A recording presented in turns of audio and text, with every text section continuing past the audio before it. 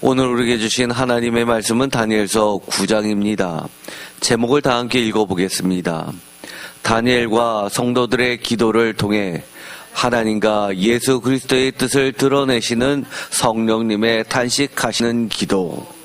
존 웨슬리 표준 설교문 인용. 아멘.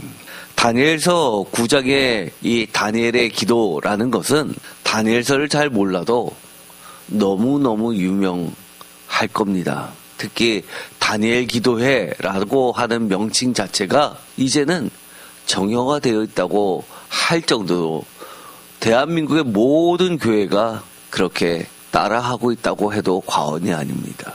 그러나 안타깝게도 이 다니엘의 기도라고 하는 이 소중한 하나님이 우리에게 직접 주신 유산이 사실 교회에서 가장 많이 훼손되었던 것만큼은 명확합니다. 대부분의 교회에서 다니엘의 기도라고 하면서 다니엘의 기도회를 시작할 때쯤이 언제인가요? 이렇게 수능이 가까울 때 아닙니까? 수능 40일 기도회 또는 다니엘 기도회 또는 신년의 다니엘 기도회라고 하면서 사실 오늘 읽었었던 이 다니엘의 기도와 얼마나 다릅니까? 사실 이 다니엘의 기도를 여러분과 같이 9장 1절부터 마지막 절까지 다 같이 읽었습니다. 어떠신가요? 제가 읽기 전에 여러분께 부탁을 드렸죠. 내가 하고 있는 기도와 이 다니엘이 하고 있는 기도가 어떤 차이가 있는지 유심하게 비교하면서 읽어달라고 부탁을 했습니다. 사실 오늘은 개론적인 차원에서 다니엘서 9장을 전체적으로 읽어나갈 겁니다. 나중에 별도로 하나하나 구체적으로 하겠지만 첫 번째 인상이 무엇입니까? 사실 이 다니엘 기도라고 하는 것은 저는 그렇게 느꼈습니다. 여러분은 어떤지 모르겠지만 예배 시간에 공중 예배 시간에 대표 기도하는데 이 다니엘 기도가 딱 맞을 것 같습니다. 그 정도로 여기에서는 계속해서 나 다니엘이라고도 하지만 대부분이 이끌고 있는 주어는 우리입니다. 공동체를 위한 기도입니다. 다니엘의 기도회라고 하는 대부분의 기도회가 공동체를 위한 기도회입니까? 아니면 나 자신과 내 가정과 그리고 내 자녀, 나와 밀접하게 관련돼 있는 자들을 위한 개인의 소망을 토로하는 기도회입니까? 사실 거기서부터 차이가 납니다. 자세한 건 몰라도 그렇게 느낌상 저는 와 닿았습니다. 또 어떤 게 가장 여러분에게 차이로 다가옵니까? 저는 목회자의 입장에서 봤을 때 다니엘 9장은 처음 시작부터가 다르다는 생각을 하게 됩니다. 왜냐하면 다니엘 9장 1절부터 3절까지를 보면 특별히 3절에 내가 금식하며 베옷을 입고 죄를 덮어쓰고 주 하나님께 기도하며 간구하기를 결심하고 라고 하면서 기도를 시작하는 이 배경이 1절에 구체적인 왕의 이야기와 기록 배경이 된 연대를 말하고 그 다음이 문제죠. 2절입니다. 다 같이 읽겠습니다. 곧 그 통치 원년에 나 다니엘의 책을 통해 여호와께서 말씀으로 선지자 예레미야에게 알려주신 그 연수를 깨달았나니 곧 예루살렘의 황폐함이 70년 만에 그치리라 하신 것이니라. 아멘. 바로 2절이 문제가 되고 있다는 겁니다. 왜 그럴까요? 그 유명한 예레미야의 70년이 이 다니엘서에서도 마찬가지, 특별히 다니엘의 기도라고 하는 이 9장에 명확하게 이야기를 하고 있기 때문입니다. 그러면서 3절에 내가 금식하며 베옷을 입고 죄를 덮어쓰고 주 하나님께 기도하며 간구하기를 결심하고 라는 말씀 그 자체보다도 이 기도가 마치 예레미야의 70년이 무엇인지, 시작점이 무엇이고 끝점이 무엇인지 정확한 연수 계산을 위한 기도인 것처럼 많은 이단들이 장난치고 있는 것에 휩쓸리기 쉽다는 점입니다. 그래서 제가 다니엘서를 할 때는 다른 설교들하고는 다르게 굉장히 주석을 많이 인용했죠. 더 이상 논란을 일으키지 말라는 겁니다. 늘 뭐라고 이야기했습니까? 성경은 지적 호기심의 놀이터가 아니라고 말씀을 드렸습니다. 다니엘서 9장을 전체적으로 보면 시작은 예레미야의 70년을 성경책에서 읽고 표준세 번역대로 이야기하면 생각하여 보았다라고 시작하면서 3절에 응답을 들으려고 라는 말로 이어지면서 기도했다고 하는 것을 보아서 기도의 동기나 원인이 70년에 대한 연수 계산, 시작점과 끝점이 어딘지에 대한 답을 얻기 위한 기도로 착각하면 안 된다는 겁니다. 제가 나중에 말씀을 드리겠지만 블로그에도 주석가들의 겨대들을 서지 정보를 표현하면서 다 올려놨습니다.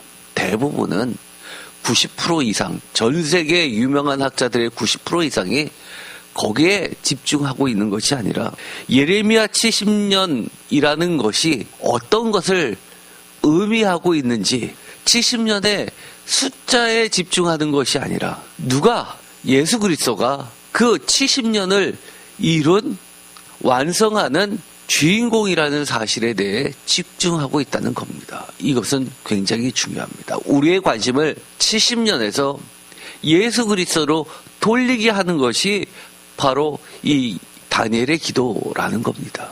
말씀으로부터 시작해서 말씀으로 끝난다는 사실을 명확하게 기억하시기 바랍니다.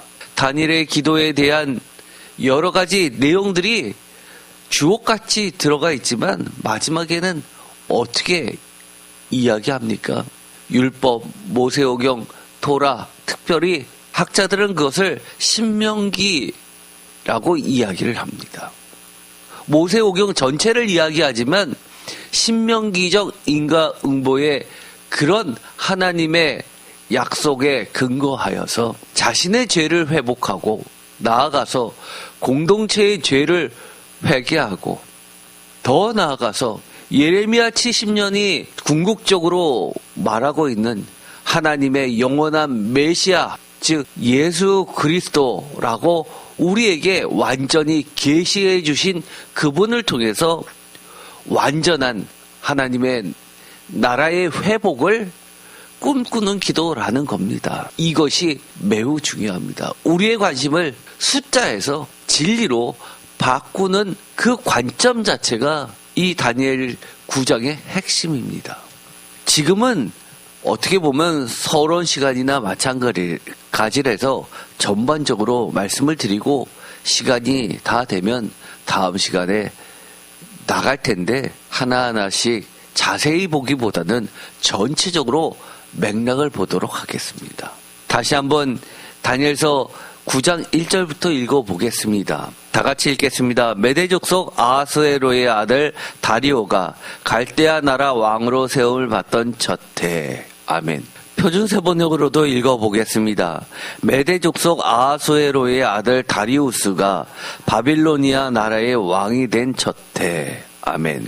여기서 보면 구체적인 역사의 기록이 소개되고 있습니다. 그래서 세대주의라고 하는, 그리고 거기서 더 이탈해서 각종 이단들은 이 다니엘서를 예언서로 분류하고, 그리고 나서 역사적 예언으로서 이것을 이야기하는 결정적 증거가 이런 역사서술이라고 이야기를 합니다. 그러나 제가 다니엘서 서론을 할 때 중요한 이야기를 했죠. 성경의 중요한 구성 부분 중에 하나가 성문서라고 말씀을 드렸습니다. 묵시문학을 통해서 더 깊고 넓은 하나님의 메시지를 전달하는 겁니다. 이 1절에 있는 구체적인 역사 이야기는 이 기도가 그저 뜬구름 잡는 듯한 그런 기도가 아니라 우리의 삶을 지배하고 있는 구체적인 삶 가운데서 드려지는 기도라는 것을 드러내는 문학적 장치라고 학자들은 신학적 용어를 가지고 설명을 합니다. 교회에서는 이런 얘기 잘 안 쓰죠. 문학적 기법 그러면 발끈합니다. 그러나 이것은 전문 용어입니다. 어쨌든 간에 이것은 전체적인 이 구장을 구체적으로 읽으라는 이야기입니다. 현실과 동떨어진 이야기, 역사라고 이야기하지만 이것은 지금하고 관계없는 먼 과거의 이야기라고 읽어내기 시작하면 이것은 그야말로 소설이 되어버리고 마는 겁니다. 그들은 이것이 역사라고 이야기하지만 실질적으로는 소설을 읽는 겁니다. 반대로 성문서를 읽는 관점은 문학적 기법이라고 읽기 시작하면서 묵시문학, 오늘날에도 나에게 적용되는 이 1절이라는 겁니다. 2025년 어느 대통령이 어느 지역의 대통령으로, 대한민국의 대통령으로 세움을 받던 첫 해라고 읽어도 된다는 이야기입니다. 그렇기 때문에 이 1절부터가 차이가 납니다. 2절 곧 그 통지 원년에 나 다니엘의 책을 통해 여호와께서 말씀으로 선지자 예레미야에게 알려주신 그 연수를 깨달았나니 곧 예루살렘의 황폐함이 70년 만에 그치리라 하신 것이니라. 이것을 표준세번역으로 다 같이 읽겠습니다. 곧 그가 통치한 첫 해에 나 다니엘은 거룩한 책들을 공부하면서 주께서 예레미야 예언자에게 하신 말씀 곧 예루살렘이 70년 동안 황폐한 상태로 있을 것을 생각하여 보았다. 아멘. 저는 2절을 개역개정보다는 이처럼 표준세번역이 훨씬 더 와닿습니다. 기도의 시작, 우리의 거룩한 고민의 갈등의 시작은 바로 거룩한 책들, 단순히 개역개정에서 책이라고 했던 것이 아니라 구체적으로 성경책입니다. 우리의 모든 출발점은 성경책, 하나님의 말씀으로부터 시작되어야 됩니다. 과거에 모세시대 하면 주전 13세기에서 15세기까지 봅니다. 그렇다는 이야기는 거의 3,500년이라는 시간이 지난 먼 과거의 이야기부터 들려주는 이 성경책이 사실은 태초부터 담겨있는 모든 전 역사를 가지고 오늘 우리에게 전해준다는 사실을 깨달으면 오늘 우리가 삶의 가운데서 부딪히는 수많은 사건, 사고, 기도 제목의 배경들, 내 앞에 닥친 문제들, 우리의 현실을 가로막고 있는 황폐함들이 모두 성경책에 있다는 이야기입니다. 특별히 공부하면서라고 이야기합니다. 대충 읽으면서 은혜가 안 된다고 이야기하시는 분들 많습니다. 어려워서 못 보겠다는 분 많습니다. 목사님께서 소화 잘 되게 요리해서 맛있게 먹고 싶을 만큼 해서 입안에 쏙 넣어줘야지 들어도 무슨 소리인지 모르게끔 하니까 멀어진다고 이야기합니다. 얼마나 어리석고 교만합니까? 모르면, 알아듣지 못하면 다시 한번 열심히 공부해야죠. 반복해서 듣고 확인하고 찾아보고 기도하고 공부하면서 말씀을 파야죠. 주께서 예레미야 예언자에게 하신 말씀, 성경 말씀은 다 누가 한 겁니까? 예레미야서가 예레미야가 한 글입니까? 다니엘서가 다니엘이 한 이야기입니까? 아니요. 절대 그렇지 않죠. 모든 성서의 저자는 제가 늘 뭐라고 했습니까? 다니엘서의 저자는 하나님이라고 이야기했어요. 예레미야서의 저자도 하나님입니다. 우리의 기도는 예레미야한테 물어보는 게 아닙니다. 다니엘의 지혜를 달라고 다니엘에게 간구하는 게 아닙니다. 우리의 예배와 사고와 모든 기도는 하나님과 우리, 나와의 관계 속에 있는 겁니다.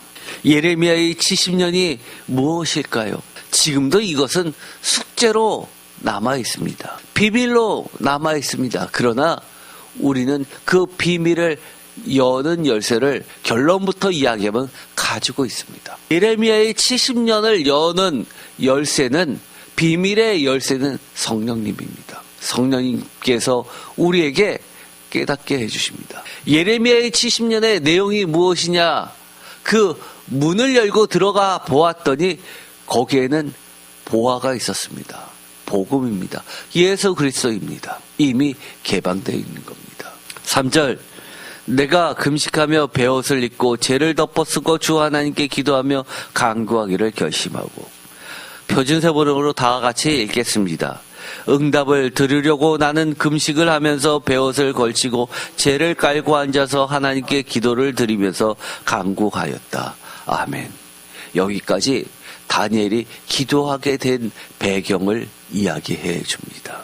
응답을 들으려고 나는 금식을 하면서 베옷을 걸치고 죄를 깔고 앉아서. 금식, 베옷, 죄를 깔고 앉는 것은 하나님의 백성들, 특별히 유대인들이, 이스라엘 백성들이 하나님께 회개를 할 때 하는 대표적인 모습입니다. 베옷을 걸치고 또는 옷을 찢고 죄를 깔고 앉고 또는 죄를 머리에 뿌리고, 심지어 서원을 할 때는 머리를 깎기도 하죠. 그러면서 하나님께 기도를 드리는데 응답을 들으려고 라고 하는 것이 궁금증에 대한 답변입니까? 3절 이후부터 나오는 많은 기도 내용의 최종 목적지가 어디로 가고 있습니까? 단 한 글자라도 70년의 시작점이 뭐예요? 끝점이 언제예요? 이겁니까? 그런 말 단 한 절도 나오지 않습니다. 무엇을 가지고 이야기합니까? 여러분은 다니엘이 무엇을 응답을 들으려고 그렇게 기도합니까? 예를 들어서 아주 반복되는 말씀이지만 아주 대표적인 말씀을 하나 읽어볼까요? 다니엘의 기도가 끝나기 직전에 마지막에 한 부분입니다. 다니엘 9장 16절부터 읽어보도록 하겠습니다. 다 같이 읽겠습니다. 주여 구하옵나니 주는 주의 공의를 따라 주의 분노를 주의 성 예루살렘 주의 거룩한 산에서 떠나게 하옵소서. 이는 우리의 죄와 우리 조상들의 죄악으로 말미암아 예루살렘과 주의 백성이 사면에 있는 자들에게 수치를 당함이니이다. 그러하온즉 우리 하나님이여 지금 주의 종의 기도와 간구를 들으시고 주를 위하여 주의 얼굴빛을 주의 황폐한 성소에 비추시옵소서. 나의 하나님이여 귀를 기울여 들으시며 눈을 떠서 우리의 황폐한 상황과 주의 이름으로 일컫는 성을 보옵소서. 우리가 주 앞에 간구하옵는 것은 우리의 공의를 의지하여 하는 것이 아니요 주의 큰 긍휼을 의지하여 함이니이다. 주여 들으소서. 주여 용서하소서. 주여 귀를 기울이시고 행하소서. 지체하지 마옵소서. 나의 하나님이여 주 자신을 위하여 하시옵소서. 이는 주의 성과 주의 백성이 주의 이름으로 일컫는 바 됨이니이다. 아멘. 여기서 끝점이 어디예요? 라고 묻습니까? 아니요. 온전한 회복을 위해서 기도합니다. 나를 위해서요? 아니요. 궁금해서요? 아니요. 나의 하나님이여 주 자신을 위하여 하시옵소서라고 명확히 19절에 이야기합니다. 왜냐하면 황폐한 예루살렘이 회복돼야 되는 이유는 19절에 이는 주의 성과 주의 백성이 다 같이 읽겠습니다. 주의 이름으로 일컫는 바 됨이니이다. 아멘. 표준세 번역으로 19절을 읽어보겠습니다. 다 같이 읽겠습니다. 주님 들어주십시오. 주님 용서하여 주십시오. 주께서 들어주시고 이루어 주십시오. 나의 하나님 만민이 주께서 하나님이심을 알아야 하니 지체하지 마십시오. 이 도성과 이 백성이 주의 것이기 때문입니다. 아멘. 어떠신가요? 다니엘은 예레미야의 70년이 번민스러웠습니다. 공부해도 무슨 뜻인지 몰랐습니다. 그러다 깨닫기 시작했습니다. 무엇을 깨달았습니까? 예를 들어서 세대주의자들이 이야기하는 것처럼 또는 이단들이 이야기하는 것처럼 예레미야의 70년이 끝나는 시점은 몇 년 몇 월 며칠이다 라고 한다면 하나님이 작정하셨기 때문에 그 날짜 지나가면 확인됩니다. 그런데 다니엘은 이렇게 이야기합니다. 지체하지 마옵소서. 만민이 주께서 하나님이심을 알아야 하니 라고 이야기합니다. 또 예레미야의 70년의 연수가 차서 온전히 하나님의 도성 예루살렘이 회복돼야 되는 이유는 다른 것이 아니라 이 도성과 이 백성이 주의 것이기 때문이라는 겁니다. 이것이 우리가 기도해야 할 이유이고 명분이고 그리고 확실한 기도하는 자세입니다. 우리는 하나님의 백성이기 때문에 하나님의 명성, 하나님의 영광, 하나님 자신을 위해서 우리는 기도하고 우리의 죄를 회복하고 하나님을 높여드려야지만 만민이 하나님을 알아야 되는 그 대원칙, 만민이 하나님을 공경하고 섬길 수 있게 되는 날, 그 날이 속히 임하기 때문입니다. 한정된 시간이지만 정해진 시간입니까? 이 시간은 하나님의 시간입니다. 그동안 우리가 얼마나 다니엘의 기도회라고 하면서 나 자신의 욕심을 채우는 시간으로 가득했는지 돌아봐야만 합니다. 진정한 회개를 해야 합니다. 여기서 우리라고 했다고 마치 다니엘이 자신의 죄를 회개한 것이 아닙니까? 그것처럼 어리석은 말이 어디 있습니까? 우리라고 하는 것에는 다니엘이 포함되어 있습니다. 예외일 수 없습니다. 제가 오늘의 제목을 이렇게 정했죠. 제목을 다시 한번 읽어볼까요? 다니엘과 성도들의 기도를 통해 하나님과 예수 그리스도의 뜻을 드러내시는 성령님의 탄식하시는 기도. 아멘. 다니엘의 기도를 다니엘과 성도들의 기도라고 바꿨습니다. 다니엘은 우리 자신의 기도입니다. 모든 참된 성도들을 대표하는 이름이 다니엘이기 때문입니다. 다니엘의 기도라고 하는 것, 다니엘서 9장 5절에서 19절이 본문이 되는데 이것의 하이라이트는 바로 13절에 있습니다. 13절을 다시 한번 읽어볼까요? 좀 전에 읽었었던 것은 기도의 끝을 이야기했다면 이 13절은 하이라이트라고 할 수 있습니다. 다 같이 읽겠습니다. 모세의 율법에 기록된 대로 이 모든 죄악이 이미 우리에게 내렸사오다.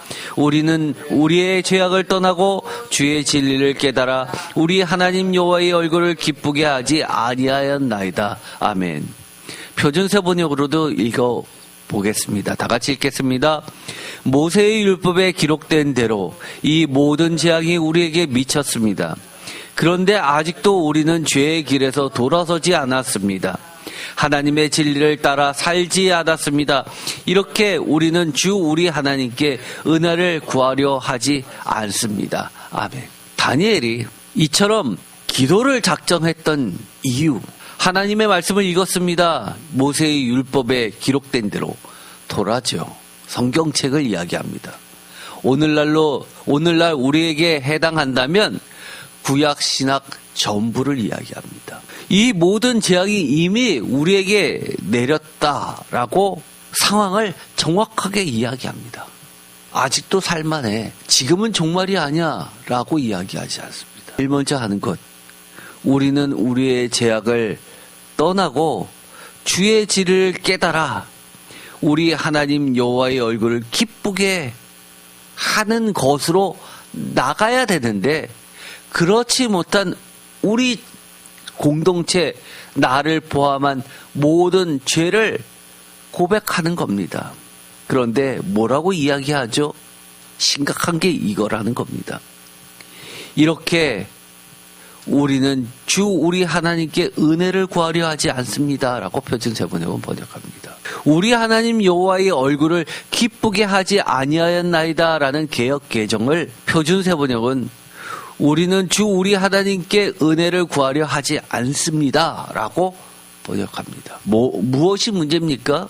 여호와의 얼굴을 기쁘게 해야 되는데, 그래서 우리에게 재앙이 내렸고 우리의 죄악이 가득한데도 불구하고 주의 진리를 깨닫지도 못하면서 또한 우리에게 하나님의 재앙이 미쳤음에도 불구하고 우리 주 하나님께 은혜를 구하려는 것조차도 하지 않고 있다는 겁니다.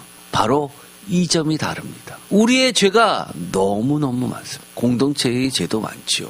정말 우리가 얼마만큼 하나님 앞에 진실되게 회개합니까? 우리의 기도 돌아볼까요? 예를 들어서 기도를 잘 못하시는 분들은 그때마다 생각날 때마다 짧게 한다고 이야기하죠. 가장 일반적인 성도님들의 이야기입니다. 1분, 2분을 기도한다고 칩시다. 그 중에서 이처럼 우리의 죄악을 깨닫고 우리의 죄악을 떠나서 주의 진리를 깨달아 우리 하나님 여호와를 기쁘게 하려는 기도 내용이 1, 2분 가운데 몇 초입니까? 아니면 하나님 저 못 살겠어요. 이거 해주세요가 몇 초입니까? 조금 더 확대해 볼까요? 기도를 좀 하시는 분은 그래도 1시간은 하시죠. 그 중에 비율이 어떻게 됩니까? 조금 더 많이 하시는 분 하루를 기도한다고 칩시다. 그 중에 얼마가 이 다니엘의 기도의 모습을 쫓아가고 있습니까? 많은 학자들이 그렇게 이야기합니다. 이 다니엘서 9장은 우리 성도들의 기도의 참 모형이라고 이야기합니다.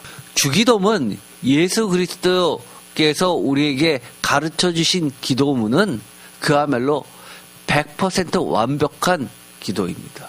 제가 보더라도 그 주기도문과 다니엘의 기도를 비교해 보면 확연히 다른 것은 이 다니엘의 기도는 성도의 입장에서 하는 기도가 보다 가깝습니다. 그런데 주기도문은 어떤가요? 철저하게 하나님의 입장에서 하는 기도입니다.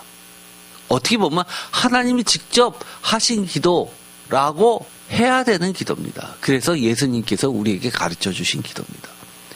기도의 대부분의 내용이 뭡니까? 주기도문은요. 일용할 양식이 들었다고 우리의 필요를 채워주는 기도인가요? 아니죠. 주기도문은 처음부터 끝까지 하나님의 나라를 위한 기도입니다. 하나님의 영광을 위한 기도입니다. 일용할 양식이라는 게 오늘 내가 먹고 살아야 되는 양식이 최소한의 최저임금이 일용할 양식이라고 했습니까? 저는 단 한 번도 그렇게 설교한 적 없습니다. 일용할 양식, 그것이 뭐라고 말씀을 드렸죠? 기억나시죠? 무엇이라고 이야기했습니까? 하나님의 뜻을 이루는데, 신앙생활을 해나가는데 필요한 충분한 양식입니다.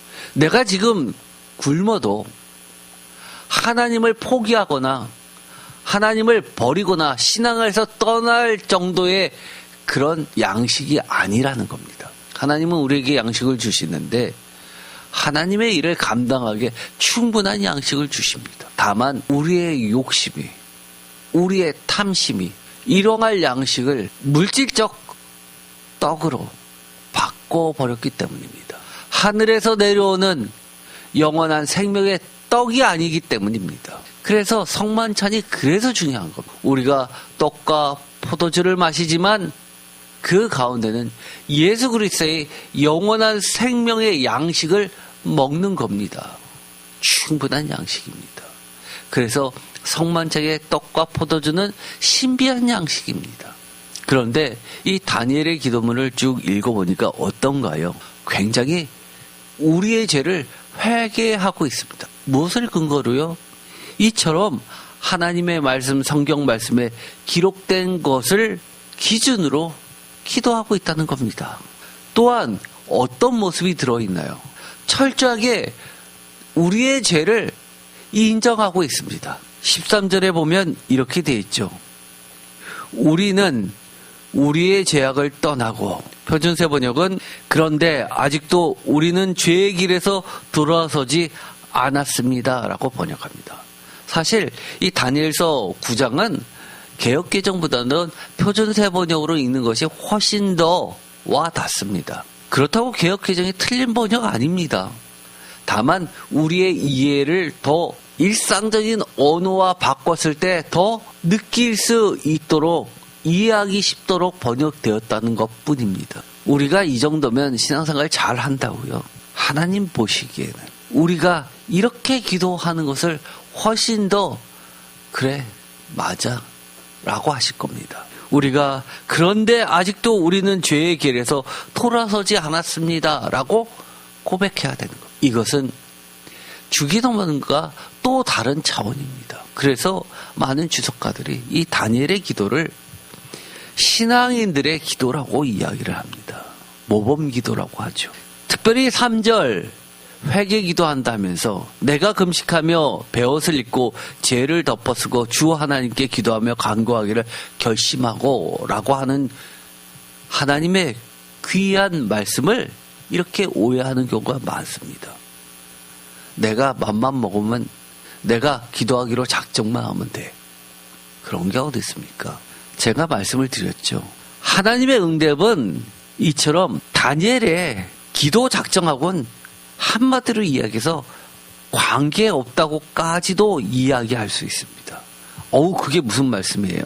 라고 이야기하신 분들 계실 겁니다. 제가 서론 시간에도 이야기했습니다. 다니엘서 9장 20절부터 읽어볼까요?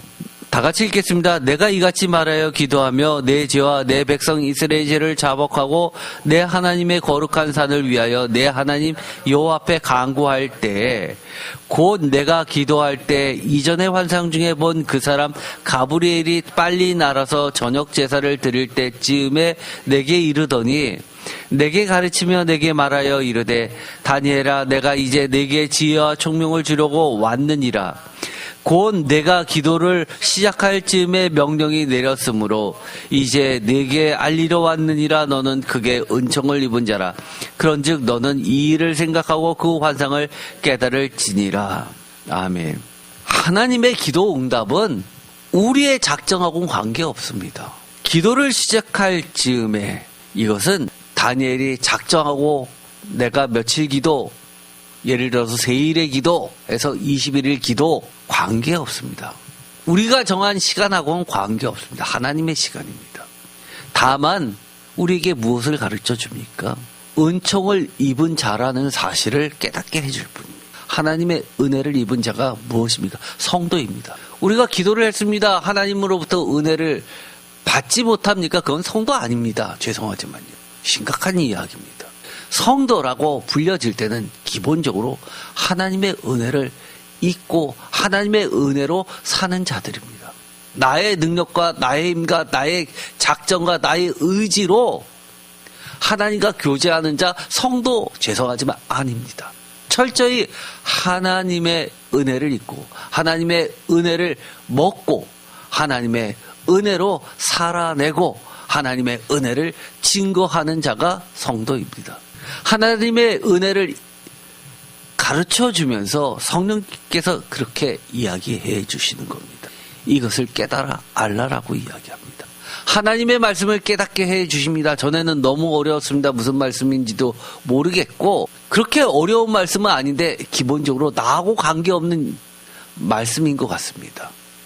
그런데 갑자기 이 성경 말씀이 나하고 관련이 되면서 나에게 주신 말씀이구나. 이것이 나에 관련된 이야기였구나. 깨닫게 되는 게 예레미야의 70년을 깨닫는 것과 같은 겁니다. 성경책 창세기부터 요한계시록까지 나와 관계없는 기도 단 한 글자도 없습니다.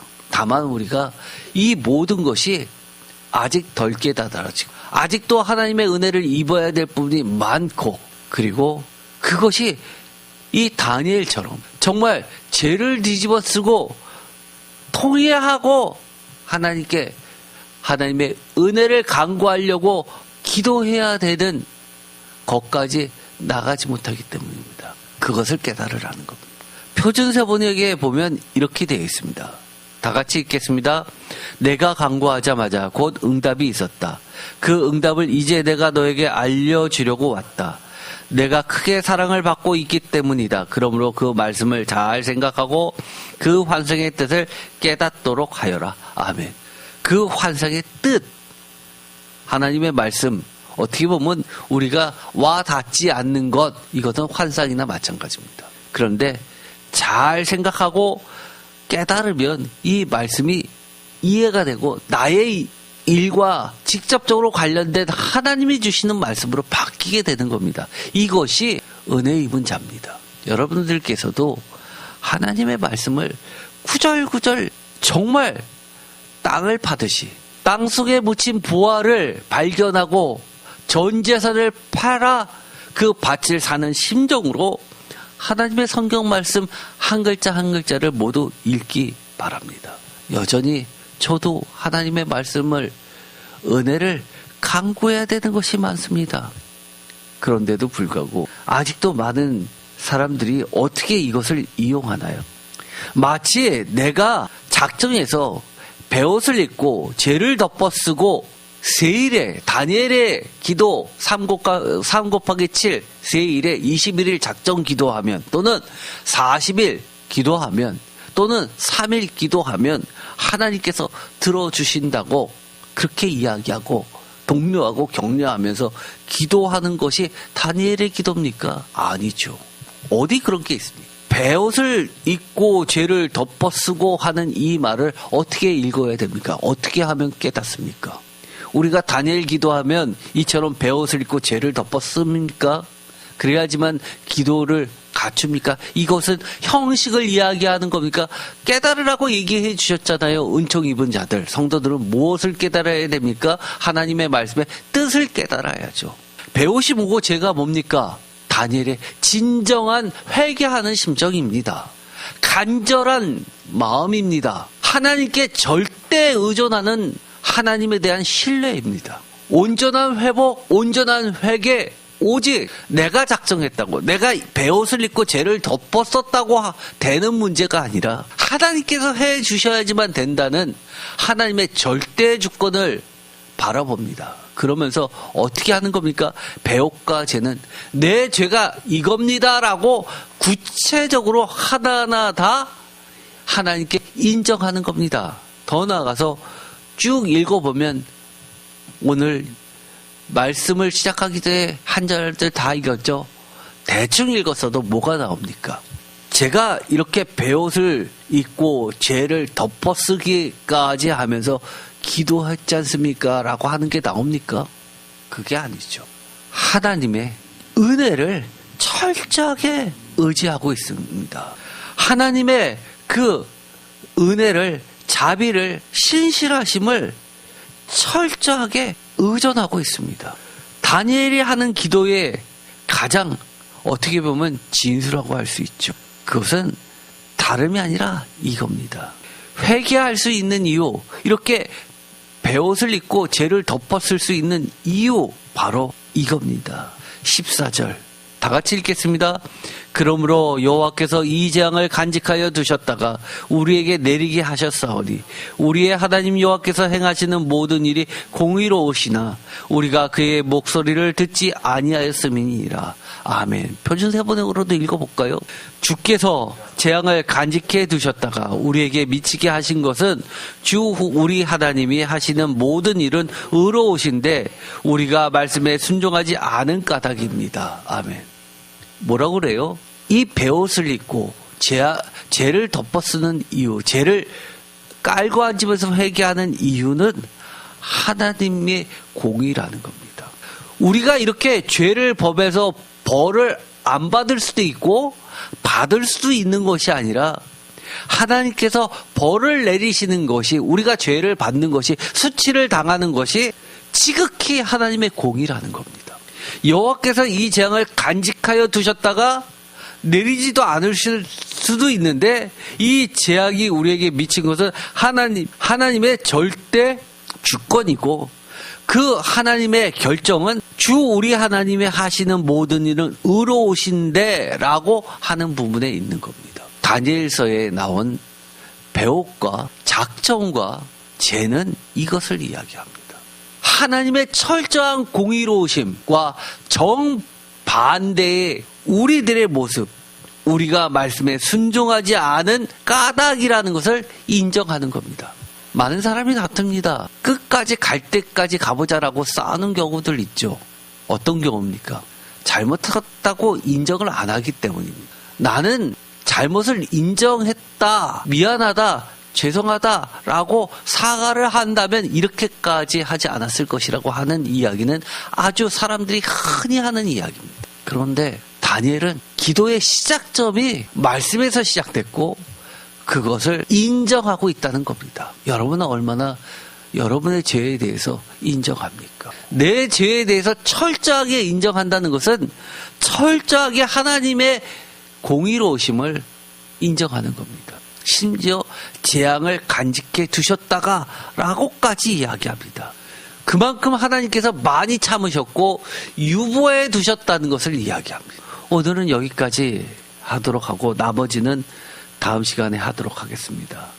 어떠신가요? 여러분의 그동안 했던 기도와 그동안 많은 교회에서 유행처럼 번졌던 다니엘을 기도해야 이 성경 말씀에서 하나님께서 우리에게 가르쳐 주시는 다니엘의 기도가 어떻게 다른지 좀 와 닿습니까? 깨달아집니까? 나도 이런 기도해야지라는 생각이 듭니까? 그러면 하나님의 은혜를 잊기 시작하는 겁니다. 이런 기도를 하나님이 기뻐하시는 기도라고 했더니 기도할 때 마치 주문을 외우듯이 다니엘이 했던 이 9장의 기도처럼 하면 하나님이 들어주시겠지라고 하고 이것을 글자 그대로 읽으면서 하나님께 기도했는데 왜 안 되냐고 이야기했다면 그것은 무엇이 빠진 겁니까? 참뜻이 빠진 겁니다. 똑같이 21일 날짜 정해서 다니엘의 이름 붙여서 하는 형식적인 기도 그대로라는 겁니다. 이 다니엘의 기도를 통해서 하나님은 우리에게 깨달으라는 겁니다. 참뜻을 깨달으라는 겁니다. 이 베옷을 입고 라고 하는 것은 회개기도 맞습니다. 그러나 진정한 회개라는 겁니다. 진짜 회개라는 겁니다. 다른 말로 이야기하면 뭡니까? 신약으로 이야기하면 사도 바울이 이야기하는 것처럼 성령님께서 우리는 잘 모르지만 말할 수 없는 탄식으로 하시는 기도라는 겁니다. 우리 기도 말씀에 근거해서 어떻게 기도해야 된다고 늘 얘기했죠? 성령님을 의지해서. 말씀을 깨달을 때도 성령님을 의지해서. 누구의 이름으로요? 예수 그리스도의 이름으로. 왜요? 예레미야의 70년의 그 내용, 본질, 예수 그리스도 아닙니까? 오늘은 서론 시간에 시작과 중요점을 먼저 말씀을 드렸습니다. 다음 시간에 좀 더 자세히 나가겠지만 간략하게 요약한 이것을 한번 읽고 오늘은 마무리하면 나머지는 여러분 혼자서 읽어도 어느 정도는 균형이 잡힐 듯합니다. 한번 다 같이 읽어볼까요? 다니엘의 기도, 다니엘 9장 5절에서 19절 하이라이트. 특별히 13절. 성도가 주 우리 하나님께 은혜를 구하는 것이다. 좁은 의미는 1번 회개 기도의 진수는 다니엘서 9장 9절과 13절에 나와 있습니다.